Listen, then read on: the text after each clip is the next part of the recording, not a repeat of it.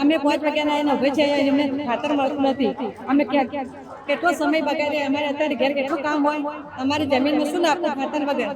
25 થી 30 થેલીની જગ્યા અત્યારે અમને 5 થેલી આપો તો 5 થેલી અમારે ક્યાં નાખવાની? ખાતર આવતા નહીં. હવે ખેડૂતોનું આઈ પાછા ગયા પાટણ આઈ પાડો એમ જ નથી. બઢિયા સાહેબ કાયમ ઉઠી યારા થઈ ગયા અમે તો પણ એક તો ખેતી જ કરવી નહીં. હવે હમણાં ખાતર પૂરતું મળતું નહીં અને 5 એરંડાનો અને બીજું તમાકુ રાયડાના બધો ખેતરનું લખવાના ખાતર મળતું નહીં. અમારે શું કરવું? આ જે પાટણના ખેડૂતોની વેદના. હાલ ખેડૂતો પોતાના ખેતરમાં હોવા જોઈએ, તેના બદલે તેઓ લાઇનમાં ઊભા છે, અને એ પણ એક દિવસ નહીં, છેલ્લા કેટલાય દિવસથી રોજના આ દ્રશ્યો છે. હાલ રવિ સિઝનની શરૂઆત છે. આ સમયે ખેતી કામ માટે ખેડૂતોને યુરિયા ખાતરની જરૂર છે, પણ જરૂર સમયે જ ખાતરમાં ખેંચ વર્તાય છે. જે સમસ્યા શનિવારે હતી તે જ સમસ્યા અઠવાડિયાની શરૂઆતના દિવસે એટલે કે સોમવારે જોવા મળી. ફક્ત પુરુષો જ નહીં, મહિલાઓ પણ આ કતારમાં ઊભી છે. ઘરના કામ છોડી, બાળકોની જવાબદારી છોડી આ રીતે પગ દુખાડી રહી છે.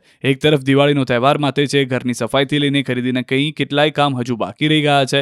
તેવામાં ખેડૂતોને ના છૂટકે ખાતર માટે કતારમાં ઊભા રહેવું પડે છે.